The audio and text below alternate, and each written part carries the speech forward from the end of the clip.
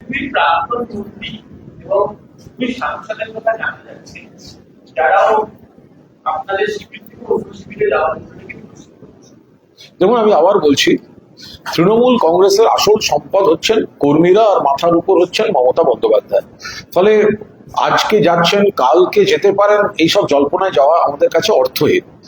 কিন্তু একটা জিনিস জেনে রাখুন, এই যে তৃণমূল থেকে কারুর দূরত্ব তৈরি করা বা তৃণমূল থেকে একটু সরে যাওয়া, এটা কোনো রাজনৈতিক শক্তি বিজেপি শুধু নয়, তার সঙ্গে পুলিশ প্রশাসনকে ব্যবহার করা হচ্ছে। ফলে অনেকে একটু চাপ খেয়ে যাচ্ছে, যেভাবে তাদের উপর বা তাদের ঘনিষ্ঠদের উপর মামলা মোকদ্দমা, গ্রেফতারি, ভিত্তিহীন মামলা, পুরনো মামলা, এইগুলোতে তাদের একটু সমস্যা হচ্ছে। ফলে কোনো কোনো সময় আমি আপনাদের দায়িত্ব নিয়ে বলছি, যারা সাংসদ ওদিকে গেছেন বা যে বিধায়কদের বলা হচ্ছে, তাদের মধ্যে কয়েকজন একেবারে গদ্দার, মানে জেনেটিক সমস্যা, কিন্তু বাকিরা কিন্তু তা নন।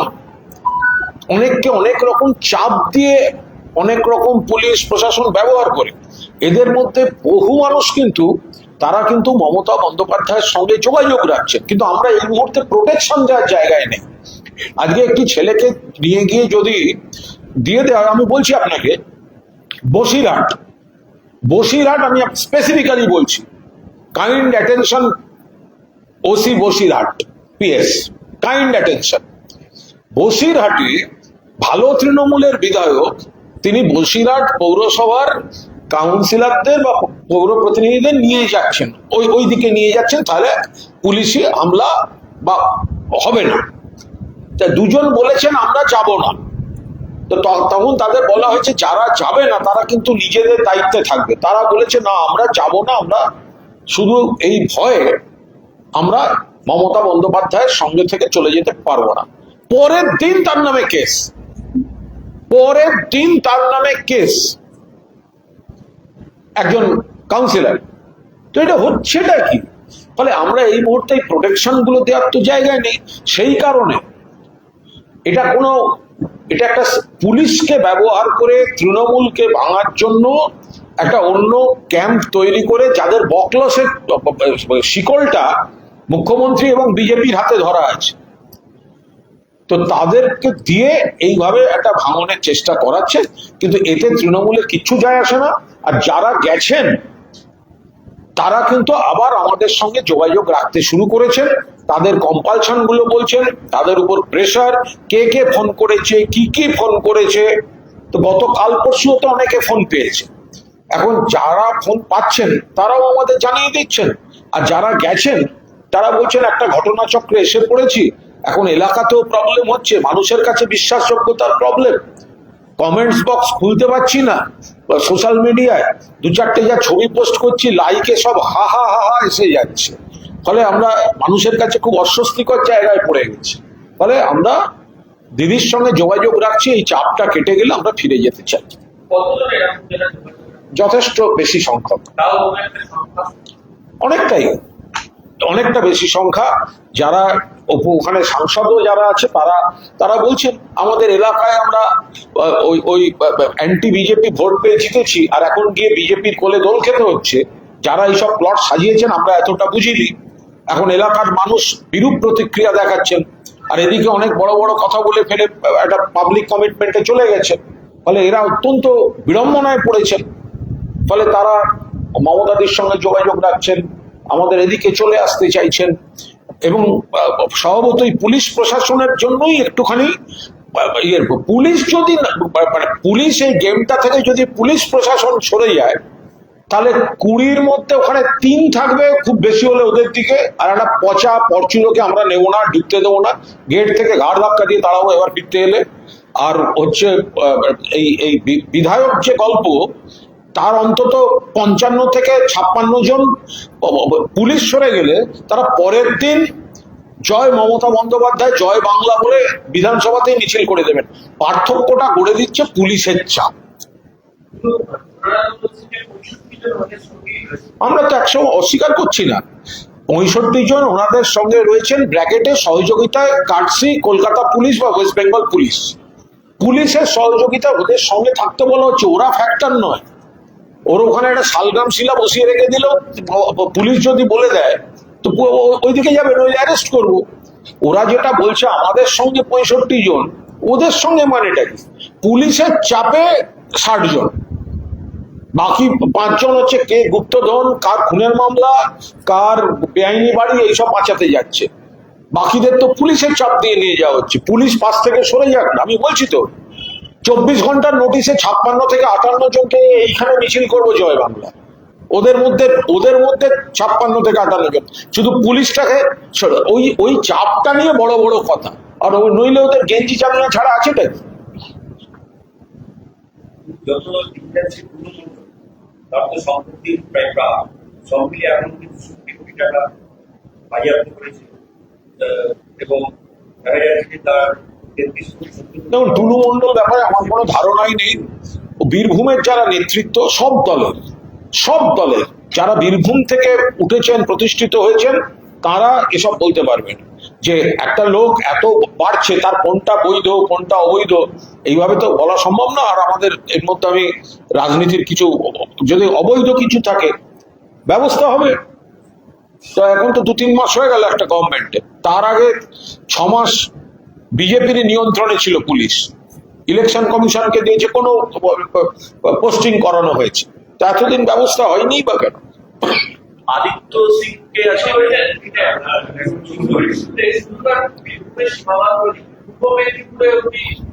ব্যবসা শুরু করেছিলেন, এমন এক ঠিকাদারকে অভিযোগ করেছেন সুমিত রায় বলছিলেন কেস তুলে নিতে হবে। এই মুহূর্তে আমি এটা বলতে পারবো না, কারণ যদি কেউ কোনো অবৈধ কাজ করে থাকে, অবৈধ কাজ, তো তার মতো আইনের মতো ব্যবস্থা হবে। কেউ যদি কোনো খারাপ জিনিস ঢাকতে চাপ সৃষ্টি করে থাকে, তাহলে আইনের মতো ব্যবস্থা হবে। কিন্তু যেটা জানি না তার উপর দাঁড়িয়ে কি মন্তব্য করবো? যেটা টাকা একটা বিকল্প চালানো হলেও এখন জানা যাচ্ছে তিলপাড়া ব্যারাজের রাস্তা যখন করা হয়নি, বিকল্প রাস্তা নিজের পয়সা থেকে কোনো মন্তব্য তৈরি করে, তাহলে তো সমাজসেবী বলতে। এখন যদি সরকার যে রাস্তা করেনি, কেউ যদি পকেটের পয়সা দিয়ে করে দেয়, তাহলে তো 4টে লোকের উপকার করছে। এখন দেখার বিষয় সে কোনটা বেআইনি, অবৈধ টাকা, অবৈধ কাজ, অবৈধ কারবার, অবৈধ সোনা, এগুলো আইনের মতো ব্যবস্থা নেবে। এতদিন নেয়নি কেন? কিন্তু এর পুরো তদন্তটা চাই। মানে হঠাৎ এখন তৃণমূলের দিকে ঘুরিয়ে দিয়ে একটা ন্যারেটিভ তৈরি করে দেয়া, সেটা তো ঠিক হবে না। এটা তো পুরো দস্তুর ওই জেলায় আর কে ছিল, কোন কোন দলের কারা প্রভাবশালী ছিলেন, তাদের সঙ্গে টুলু মণ্ডলের যোগাযোগ ছিল কিনা, বা এই র্যাকেটটার যোগাযোগ ছিল কিনা, সবটাই তো তদন্তে আসা উচিত।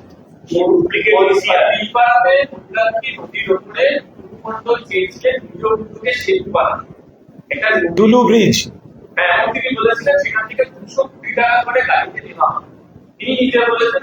PPP model.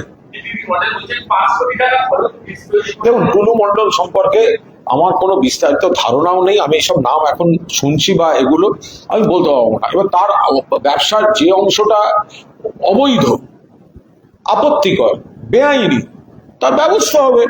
আবার কেউ যদি কোনো পয়সাওয়ালা লোক, ব্যবসায়ী, তিনি যদি একটা ব্রিজ করতে চান, পিপিপি মডেলে প্রশাসনের সঙ্গে আসতে চান, যদি বৈধভাবে করেন, তার মধ্যে কি ক্ষতি রয়েছে? কিন্তু অবৈধ হলে অবশ্যই ব্যবস্থা হবে। এতদিন হয়নি কেন? তাহলে রাজনৈতিক দলগুলোর ওখানে লোকজন কি করছিল, প্রশাসনের লোকজন কি করেছে? যদি এতখানি অবৈধতার প্রভাব প্রতিপত্তি হয়, তাহলে তো আর 2-4 জনের দিকে আঙুল তুলে কোনো লাভ নেই। কারণ এত বড় জিনিস একটা দলের 2 জন জানতো, 3 জন জানতো, 4 জন জানতো, এগুলো বলে কোনো লাভ নেই। ওই জেলায় সব দলের যারা প্রভাবশালী, তাদের সঙ্গে এদের কি কি যোগাযোগ ছিল, সেগুলো তদন্তে আসা উচিত।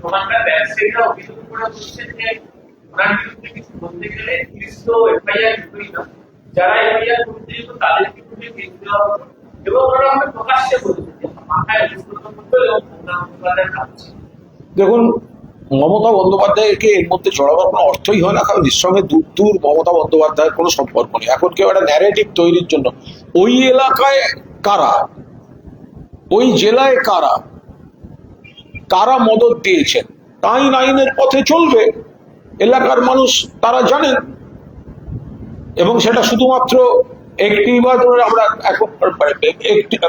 একটি দলের দিকে আঙুল তুলে কি লাভ আছে? এতগুলো বড় বড় সব রাজনৈতিক দল, এত প্রভাব প্রতিপত্তিওয়ালা নামডাকওয়ালা সব বীরভূমের নেতা, তারা কেউ কিছু জানতেন না, জানতো শুধু তৃণমূলের একজন। এটা কোনো কাজের কথা হলো?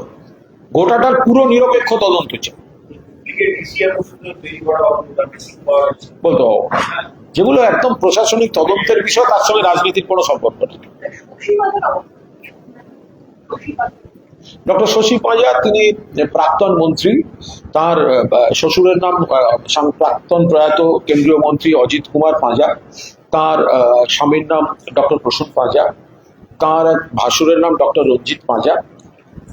শশী পাঁজা তিনি সমাজসেবা করতেন এবং পরবর্তীকালে রাজনীতি করেছেন।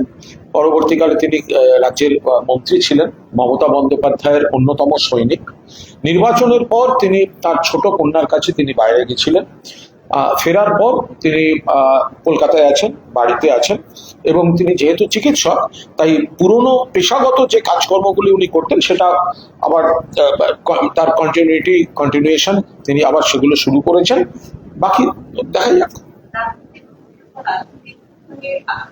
সর্বশেষ আমি যেটুকু জানি, আমার সঙ্গে যা কথা হয়েছিল, তো তিনি তো তৃণমূলেরই। আমি তারপর নতুন করে ওনার কোনো অবস্থান বদলের কোনো খবর পাইনি। আরে শশীদি তো একজন, মানে আমাদের একেবারে শুধু রাজনৈতিক সম্পর্ক নয়, শশীদির সঙ্গে একটা ব্যক্তিগত কানেকশন। এবং অজিত পাঁজা যখন আমায় খুব স্নেহ করতেন, ওনাদের বাড়িতে যেতাম, শশীদি আমায় তখন থেকে দেখছে। তাহলে আমি সব ব্যাপারটাই রাজনীতির মঞ্চে আনতে চাই না, কিন্তু আমি এটুকু বলছি, আমার কাছে যেটুকু সর্বশেষ তথ্য, ডক্টর শশী পাঁজা তিনি যেখানে ছিলেন তিনি সেখানেই আছেন বলে আমি সেইটুকু জানি। এবার ওনার মুখ থেকে বা কোনো দায়িত্বশীল ব্যক্তির মুখ থেকে যতক্ষণ না নতুন কিছু শুনছি, ততক্ষণ আমি এটাই বিশ্বাস করছি যে উনি যেখানে ছিলেন সেখানেই আছেন। বিজেপি সরকারের এখনো 90 দিন হয় কাটেনি, তার মধ্যে বিভিন্ন জায়গা থেকে তোলাবাজির অভিযোগ আসছে। আরে তোলাবাজি মানে সে মারাত্মক কেস। তৃণমূলের কাছ থেকে তোলা তুলছে বিজেপি, এমন অভিযোগ চলে আসছে। বিজেপি এরকম হয়ে যাচ্ছে, বহু এলাকায় তৃণমূলের নেতাদের টার্গেট করে বলছে তোমাকে মিথ্যে মামলায় ফাঁসাবো, তুমি রেডি হও, আর নইলে আমাদের টাকা দাও। আরে এই অভিযোগ চলে আসছে যে মিথ্যা মামলা দেব না এই কথা বলে টাকা নিচ্ছে তৃণমূলের কাছ থেকে। তোলাবাজিটা শুধু সাধারণ তোলাবাজিতে নেই, তৃণমূলের কোন নেতা যারা বিখ্যাত ছিলেন তোলাবাজির জন্য, তাদেরকে টপকে তারা কেঁচো হয়ে গেছে, তাদের কাছ থেকে তোলা চাইছে। মানে ভাবুন, এটা পুরো ডবল ডেকার তোলাবাজ। তৃণমূলের যে 2-3 জন তোলাবাজিতে নাম করেছিলেন, তাদের উপরে চলে গেছে, এইটা দেব না, ওটা হবে না, তাহলে এত এইসব অভিযোগ আসছে বিভিন্ন স্তরে। এক গাদা নাম দিয়ে দিতে পারি, এসব অভিযোগ আসছে। এমনি এই যে বিজেপির মাননীয় সভাপতি সাংসদ শ্রমিক ভট্টাচার্য, দিলীপ ঘোষ, ওনাদের সরকার পক্ষে চিফ হুইপ অম্লান ভাদুড়ী, বিধায়ক জিতেন্দ্র তেওয়ারি, তারা তো প্রকাশ্যে বলছেন যে তোলাবাজি। মানে একটা 3 মাস হয়নি একটা সরকারের, সেখানে শীর্ষ নেতৃত্বকে বলতে হচ্ছে তোলাবাজি নয়, তোলাবাজি নয়, তোলাবাজি নয়। তাহলে আপনারা এইটা প্রমাণ করে দিচ্ছেন যে বিজেপি এই একটা বড় অংশ এই তোলাবাজিতে ঢুকে গেছে। এক একটা এলাকায় অশান্তি হচ্ছে, 2-3টে গোষ্ঠী নিয়ে মারামারি হচ্ছে, কান পাতলে শোনা যাচ্ছে। তৃণমূলের সময় যে 2-3 জন তোলাবাজিতে নাম করেছিল, তাদের থেকে তোলা তুলছে। মানে ভাবতে পারেন কত বড় প্রতিভা। মানে যারা ভাবতো নিজেদের তোলাবাজ, তাদের থেকে তোলা তুলছে, বলছি নইলে অ্যারেস্ট করিয়ে দেবো। আমাকে তো সকালে একজন বিধায়ক, আমাদের বিধায়ক, বললেন তার এলাকায় ওই ছেলেদেরকে বলা হয়েছে এত টাকা করে দিলে, না দিলে পুলিশ দিয়ে কেস করাবো। এবার বুঝুন, মানে এটা শ্রমিক ভট্টাচার্য, দিলীপ ঘোষ, অম্লান ভাদুড়ী, জিতেন্দ্র তেওয়ারি যেগুলো বলছেন, তার থেকে আরো বেশি করে প্রমাণিত হচ্ছে যে বিজেপিতে দুটো কারণ আছে।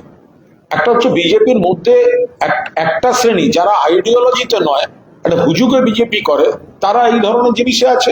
2 হচ্ছে বিজেপি যে এই হঠাৎ এলাকায় এলাকায় 4 তারিখ বেলা 12টার পর থেকে যে দরজা খুলে দিয়ে একটা তৎকাল বিজেপি যে শ্রেণীটা তৈরি হয়েছে, এইসব পরস্পরের সঙ্গে একটা দ্বন্দ্বমূলক বস্তুবাদে এসে তোলাবাজিটা বাড়িয়ে ফেলেছে।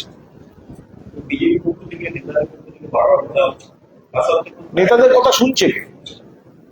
নেতারা যেগুলো বলছেন সেগুলো সংবাদ মাধ্যমে দেখা যাচ্ছে, কিন্তু তাদের গ্রাসরুটে যারা আছেন, যেসব এলাকায় আছেন, তারা শুনছে না। তারা সম্পূর্ণভাবে প্রথমে বিজেপি বললো আমরা তৃণমূল থেকে কাউকে নেব না, তারপর দেখা গেল নেওয়া হচ্ছে। তাহলে বলার মানে কি ছিল? তারপর ভালো তৃণমূল খারাপ তৃণমূল এসে গেল, তারপর ভালো খারাপ সব উঠে গেল, এলেই এখন দরজা খোলা। এসব মানে কি? আপনারা নেতারা কখনো বলছেন তৃণমূল থেকে নেব না, কখনো বলছেন তোলাবাজি বন্ধ করুন, কখনো বলছেন এই স্বচ্ছতা। নেতাদের বক্তব্যগুলো শুনতে ভালো লাগছে, কিন্তু বিজেপি কর্মীরাই তো সেগুলো শুনছেন না, মানছেন না। কি করে হবে তাহলে? তিনি উপোস করছেন যে মানুষকে উদ্দেশ্য নিয়ে পরিবর্তন করেছে, সেটা যেন আমরা ভুলে না যাই। এবং তিনি নতুন বিধায়ক হয়েছেন, যারা হঠাৎ করে ক্ষমতার স্থান পেয়েছেন, তাদের মধ্যে এই ধরনের প্রবণতা। পশ্চিম বর্ধমানে যান না, পশ্চিম বর্ধমানে যান, তোলাবাজি অ্যামাউন্ট কি কি হচ্ছে সেগুলো আপনারা কান পাতলে শুনতে পারবেন। একই পরিবারের একজন যাচ্ছে পূব দিকে, একজন পশ্চিম দিকে, একজন উত্তর দিকে, একজন দক্ষিণ দিকে, 4 জনই বলছে এত করে চাই। খোঁজ নিন না পশ্চিম বর্ধমান, শ্রমিকবাবু খোঁজ নিন না পশ্চিম বর্ধমান কি হচ্ছে।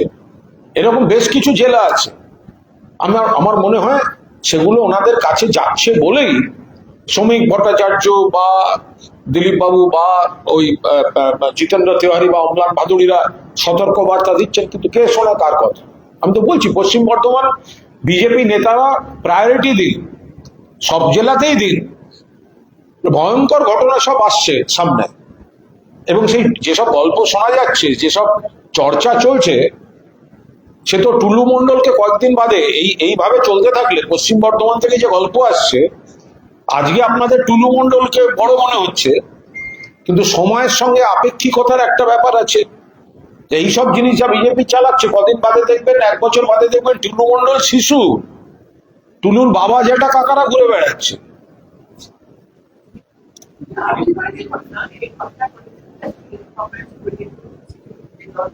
পাঁশকুড়ায় আজ কি কিছু হয়েছে হাসপাতালে? পাঁশকুড়ায় কিছু আছে না? বলো, কোশ্চেনটা বলো না, বলো।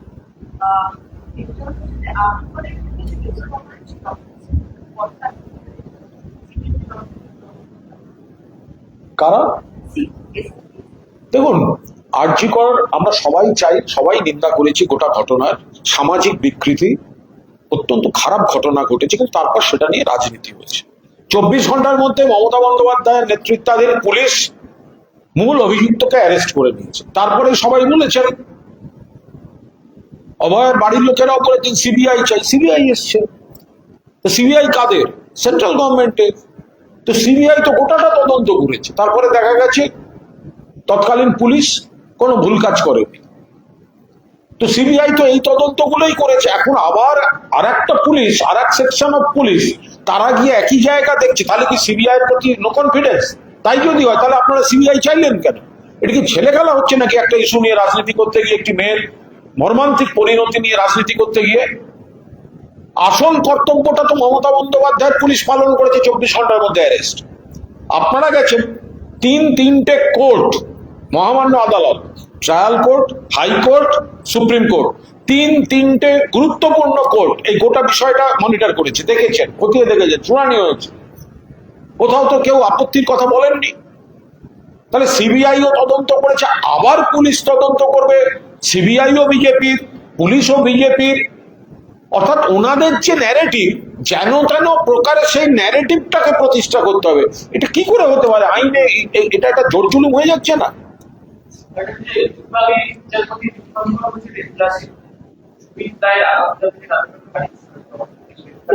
প্রশাসনিক বিষয় আমি বলতে পারবো, একদম মানে এটা একদম প্রশাসনিক বিষয়। আদালত কাকে কোন অনুমতি দেবেন বা কোনটা মঞ্জুর করবেন, কোনটা মঞ্জুর করবেন না, সেটা সম্পূর্ণভাবে আদালতের বিষয়। ফলে আমি এই বিষয়ে কোনো মন্তব্য করব না।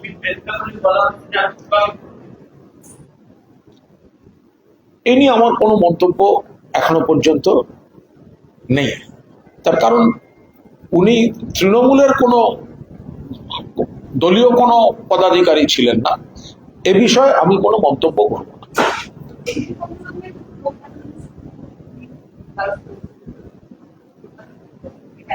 এটিও সম্পূর্ণ সুপ্রিম কোর্ট আইনের বিষয়।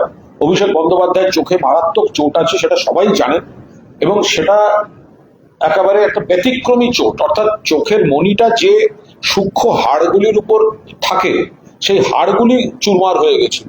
ফলে সেই জায়গাটায় যে একটা বড়সড় সমস্যা আছে, এবং যে কোনো জায়গায় মানে এর সাধারণ চিকিৎসা মানে অসম্ভব ব্যাপার।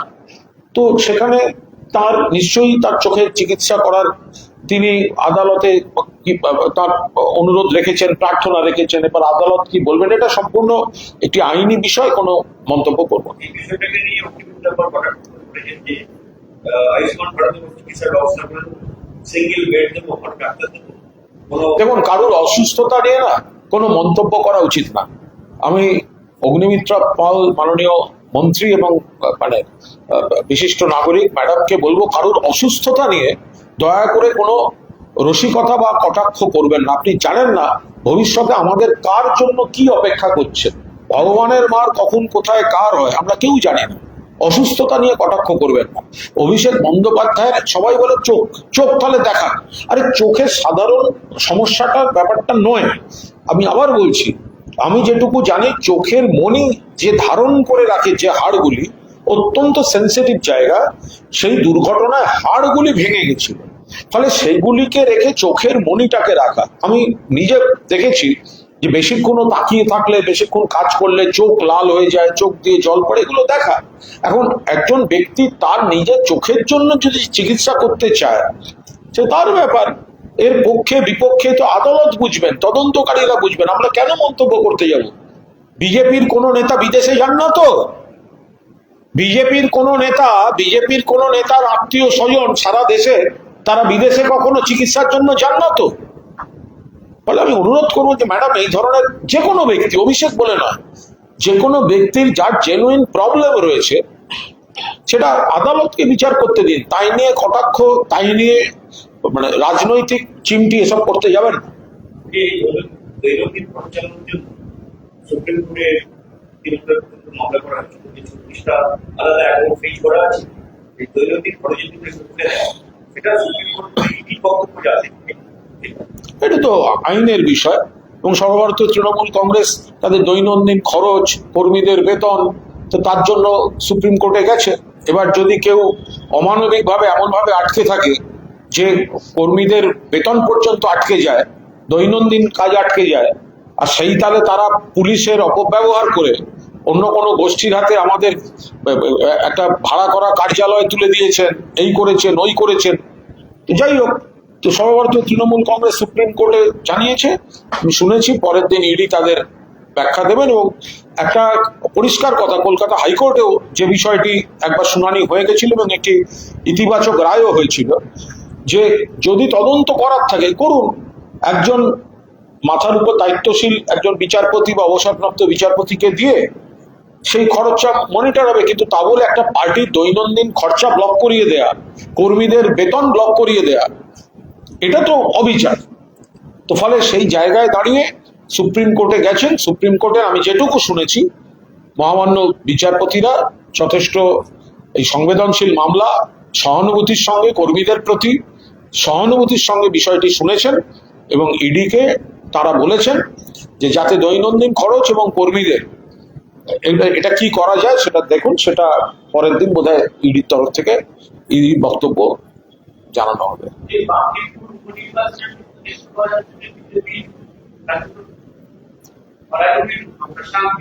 একটা উপনির্বাচন শেষ হওয়ার আগে কোনো মন্তব্য করব না। এখনো পর্যন্ত দেখছি বিজেপি পিছিয়ে আছে। শেষ মুহূর্তে ওরা গণনা লুট করে কি করবে, আমরা পশ্চিমবঙ্গে যা দেখেছি, ওরা যখনই বুঝে যায় যে আমি হাঁটতে চলেছি, তখনই তো কেন্দ্রীয় বাহিনী, পর্যবেক্ষক, বিজেপির এজেন্ট অন্য কাগজ দিয়ে ঢুকিয়ে দেয়। আমি আমার ক্ষেত্রেও দেখেছি এখানে একাধিক আসনে ভয়ঙ্কর ভাবে চোখের উপর দেখা, ফলে বাঁকিপুরে বিজেপি হারছে এবং বিজেপি বিরোধী প্রার্থী জিতছে, এই খবর আছে। কিন্তু এখনই সেটা নিয়ে বলতে পারে, এটা তো জনতার রায়, বাংলাতেও তাই ছিল।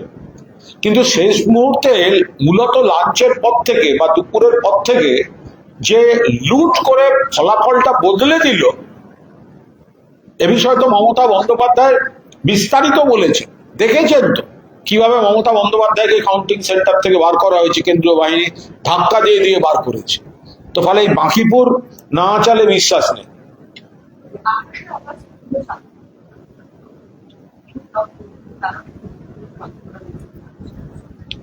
তাদের ব্যাপার, এটা সম্পূর্ণ তাদের ব্যাপার। তো আগের দিন তো দেখেছিলাম 21শে জুলাই যারা আলাদা পালন করতে গেছিল ঢাক ঢোল করে, তারপর তো প্লাস্টিকের চেয়ার ফাঁকা, মানুষ তো মমতা বন্দ্যোপাধ্যায়ের কাছে। 21শে জুলাই মেয়র রোড, আপনারা সাক্ষী, আপনাদের ভিডিও আমরা পেয়েছি, ফাঁকা, প্লাস্টিকের চেয়ার দেখা যাচ্ছে। দু একজন বলছেন হ্যাঁ এসছি, যাতায়াতের পথে এসছি, যাবো তো ওখানে দিদির বক্তব্য শুনতে। ফলে তৃণমূল মানে মমতা বন্দ্যোপাধ্যায়, মমতা বন্দ্যোপাধ্যায় মানে তৃণমূল কংগ্রেস। ফলে এরা এই বিজেপির গ্যাস খেয়ে এই যা চেষ্টা করতে গেছিল ওই আমি জানি না, যদি অন্য কোনো দল যদি এই 21শে জুলাই মেয়র রোড করার জন্য কাউকে কোন রকম মদত দিয়ে থাকেন, আমি তো বলবো এবার সে মদতগুলো ফেরত নিয়ে নিন। কি মদত দিলেন যে প্লাস্টিকের চেয়ার ভরাতে পারে না? কি মদত দিলেন? আমি কিন্তু মদত বলেছি, অন্য কিছু বলিনি। তো এখন যদি মদত দিয়ে থাকেন তো মদতগুলো এবার ফেরত নিয়ে নিন। এই নিয়ে আমরা এখন কোনো কথা বলবো না, আমাদের তৃণমূল ছাত্র পরিষদ থেকে জানিয়ে দেওয়া হবে।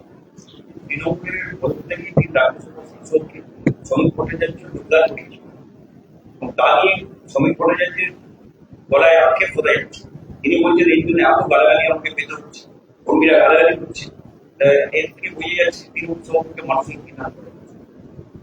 না, বিষয়টা হচ্ছে যে তৃণমূল কংগ্রেস থেকে যখন আপনারা একজনকে রাষ্ট্রশক্তির অপপ্রয়োগ করে ভাঙিয়ে নিচ্ছেন, তো সেই সময় বিজেপি নেতারা তারা ভাবছেন না যে তাদের বিজেপি কর্মীরা কিভাবে, এটা তৃণমূলের প্রতি ধারণা নিয়ে বিষয় নয়, একটা আইডিওলজিক্যাল ব্যাটেল ছিল তৃণমূল ভার্সেস বিজেপি।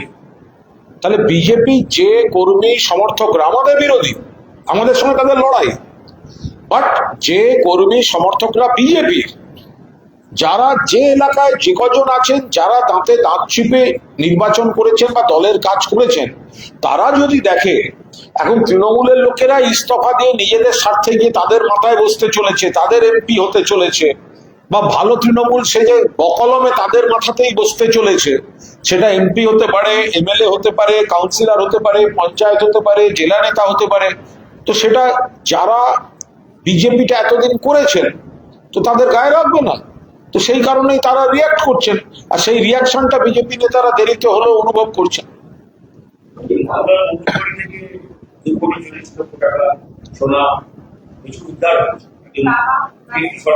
বলতে হবে একদম বলতে হবে। আজ এই তৃণমূলের যোগ ব্যাপারটা মানে এটা হাস্যকর জায়গায় যাচ্ছে। কার পিস্তুত ভাইয়ের, বৌদির, দেওরের, মাস্তুত কাকা, হ্যাঁ সে তৃণমূল ছিল, কথায় কথায় তৃণমূল বিষয়টাকে করবেন না। একটা সমাজে নানা ঘটনা ঘটে, কিছু ভালো ঘটনা ঘটে, কিছু খারাপ ঘটনা ঘটে। তো খারাপ ঘটনা যেগুলো ঘটেছে সেগুলো আইনের পথে চলবে। উমেশ সিংকে থ্রেট করা হয়েছিল এবং থ্রেট করা হয়েছিল, একজন গ্রেপ্তার হয়েছিল, ওনার ছেলেকেও অপহরণ করবে। না, এই ধরনের তো কালচার অ্যালাউ হতে পারে না।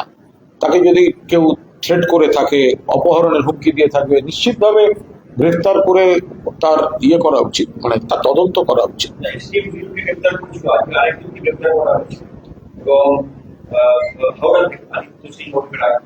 অগ্নিমিত্রা বলা হয়েছে এইসব দুর্নীতির গোড়াপত্র এবং তৃণমূল সরকারের আচ্ছা, যারা, আমি একটা কথা বলছি, আমি অগ্নিমিত্রা পাল ম্যাডাম, আপনি মন্ত্রী হয়েছেন, আপনাকে সম্মান দিচ্ছি, কিন্তু রাজ্যের ইতিহাস ভূগোলটা খবর না নিয়ে সবটাই তৃণমূল তৃণমূল তৃণমূল হচ্ছে না। এই পুলওয়ামায় তৃণমূল ছিল, পাহেলগাঁওতে তৃণমূল ছিল, পুলওয়ামায় এতগুলো জওয়ান মারা গেল, তৃণমূল ছিল, জঙ্গি তৃণমূল ঢুকেছে। পাহেলগাঁওতে এতগুলো সাধারণ মানুষ, পর্যটকদের গুলিতে ঝাঁঝরা করে দিয়ে গেল, তৃণমূল ছিল। দিল্লি থেকে বোম্বে একের পর এক অ্যাটাক হয়েছে, মণিপুর চলছে, তৃণমূল। কেন কথায় কথায় তৃণমূল তৃণমূল করছেন? অনেক আগে থেকে, সিপিএম জমানা থেকেও। ম্যাডাম অগ্নিমিত্রা পাল, আপনার দলের কেন্দ্রীয় সরকারের স্বরাষ্ট্র দপ্তরের রাষ্ট্রমন্ত্রী পার্লামেন্টে স্টেটমেন্ট দিয়ে বলেছে এই আপত্তিকর সংগঠনের লোকদের যাতায়াত 14টা স্টেটে পাওয়া গেছে, 14, তার মধ্যে বিজেপির বন্ধুদের রাজ্যও আছে। একটা খারাপ লোক ঢুকে পড়লে আমাদের ফেডারেল স্ট্রাকচার, এই রাজ্য ও রাজ্য মুভ করলে তাকে থামাবার দায়িত্বটা কার? সেন্ট্রাল ইন্টেলিজেন্সের দায়িত্ব কার? সেন্ট্রাল ইন্টেলিজেন্সের। বউবাজারে বিস্ফোরণে আরডিএক্স ব্যবহার হয়েছিল সিপিএম জমানার, রশিদ খান। বরানগর থেকে ধরা পড়েছিল ট্রাক ভর্তি গাড়ি, আরডিএক্স ভর্তি ট্রাক যাচ্ছিল অসমের জঙ্গিদের কাছে, সিপিএম জমানার বিষয়। এখনো অকারণে তৃণমূল তৃণমূল তৃণমূল তৃণমূল করে যাচ্ছে, তো না মুশকিল। কালকে দিল্লিতে মুখ্যমন্ত্রীর সঙ্গে এনসিপি এর বৈঠক করছে, কাবুলিওয়াল ভিত্তিতে সেখানে সবাই আছে। দেখুন, এনসিপিআই সাংসদরা ঠিক কোথায় আছে বলুন তো? এনসিপিআই সাংসদরা কোথায় আছে? তারা তৃণমূল থেকে জিতে গেছেন, মিটিং করছেন, ঘুরঘুর করছেন, পায়ে ধরছেন বিজেপি নেতাদের, আর মুখে বলছেন এনসিপিআইতে গেছি। আর লোকসভায় যখন বক্তৃতা করছেন তখন লোকসভা টিভিতে, তার মানে সরকারিভাবে, তাদের পরিচয় লেখা থাকছে এআইটিসিএম। তাহলে তারা আছেন কোথায়? এর থেকে তো গিরগিটিকে চিহ্নিত করা সোজা। এ কোন রঙের লোকেরা? তৃণমূল থেকে জিতে বিজেপির সঙ্গে বৈঠক করে যাচ্ছেন নাকি এনসিপিআইতে, আর লোকসভা টিভিতে তাদের পরিচয় হচ্ছে টিএমসি। কি করে হতে পারে এটা? তাহলে আজ এই মুহূর্তে তারা আছেন কোথায়? কোথায়, কোন দলে? কেন এখনই তাদের সাংসদ পদ খারিজ হবে না? এই জন্য তো বিজেপির পায়ে ধরে বেড়াচ্ছে। বিজেপি তাদের প্রোটেকশন দিয়ে রেখে দিয়েছে, বিজেপি তাদের প্রোটেকশন দিয়ে রেখে দিয়েছে বলে, নইলে নিয়ম মতো এই 20 জনের সাংসদ পদ খারিজ হয়ে যাওয়ার কথা এতক্ষণ। আমি কোনো কিছু বলছি না। জয় গোস্বামী শ্রদ্ধেয়, দীর্ঘদিনের পরিচয়। জয় গোস্বামী মমতা বন্দ্যোপাধ্যায়কে অত্যন্ত শ্রদ্ধা করেন এবং মমতা বন্দ্যোপাধ্যায়ও জয় গোস্বামীকে আন্তরিকভাবে শ্রদ্ধা করেন। এর বাইরে আমি কিছু জানি না।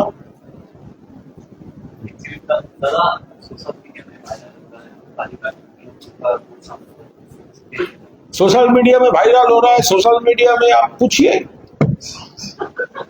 मैं क्या करूंगा?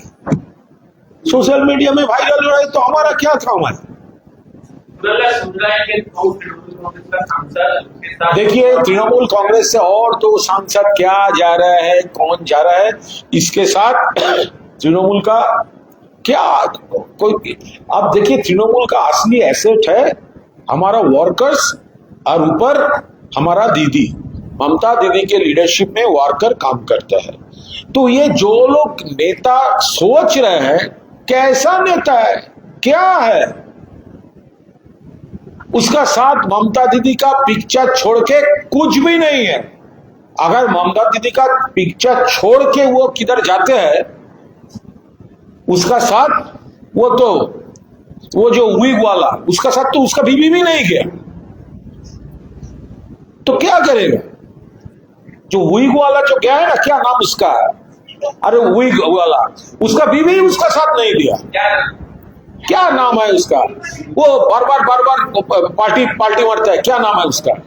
सुदीप। तो उसका बीवी भी उसके साथ नहीं गया।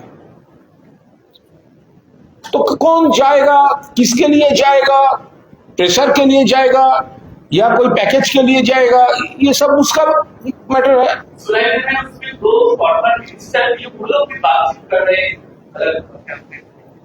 देखिए, पूरा पार्टी वर्कर्स यूनाइटेड है ममता दीदी का लीडरशिप में। उसका क्या, कौन जा रहा है, कौन क्या कर रहा है, और जो लोग जा रहे हैं वो फिर ममता दीदी, वो फिर पूरा कम्युनिकेशन में आ गया है। More than 6 MPs and many of the MLAs, कितने बहुत सारे MLAs, more than 50%, 50% more than 50%। या और आप समझ लीजिए, कोई ये तो कोई स्पेसिफिक नंबर या नेम बोलने का चीज नहीं है। और हम लोग का क्या पॉलिटिकल करंट प्लस करंट चल रहा है, मैं वो नंबरिंग करके दूसरा वो लोग का कोई एडवांटेज मैं उन्हें नहीं दूंगा। तो ये लोग फिर ममता दीदी का साथ कम्युनिकेशन में चला है, फिर आ गया है। प्रॉब्लम है पुलिस को मिसयूज करके जो प्रेशर वो लोग दे रहे हैं, भाजपा बैक कर रहा है उसको, इसीलिए थोड़ा टाइम लग रहा है। नहीं तो काल या परसों अगर पुलिस एक दिन के लिए हट जाए, 56 to 58 MLAs का रैली हम यहां पर कर देंगे एक दिन के अंदर। दूसरा चीज है, आज भी एक एक्टिविटीज को पकड़ गया है हावड़ा से, वो भी मिनिस्टर को पेश कर रहे थे। अगर कोई ये ऐसा डेंजरस काम किया उसको पकड़ना चाहिए और law will take its own course. ये क्या बांकीपुर की जो बाइलेक्शन बांकीपुर में जो हो रहा है अभी तक भाजपा पीछे है और एंटी भाजपा कैंडिडेट जीतने वाला है, लीड कर रहा है। लेकिन खत्म होने तक क्या करेगा ये भाजपा, हमारा एक्सपीरियंस अच्छा नहीं है। जब भाजपा समझ जाता है हम लोग हारने वाला है, तो वो वोट लूट करता है काउंटिंग में, वो सेंट्रल फोर्स को यूज करता है, ऑब्जर्वर को यूज करता है, पलट देता है रिजल्ट। इसीलिए अभी तक पब्लिक का जो वोट है उसके ऊपर भाजपा हार रहा है, लेकिन we are waiting for the final result. ये पूरा लीगल मैटर है। अभिषेक बनर्जी एक अपील किया था, प्रेयर दिया था, वो आंखों का जो उनका जो प्रॉब्लम है उसके ऊपर ट्रीटमेंट के लिए ये लीगल मैटर है।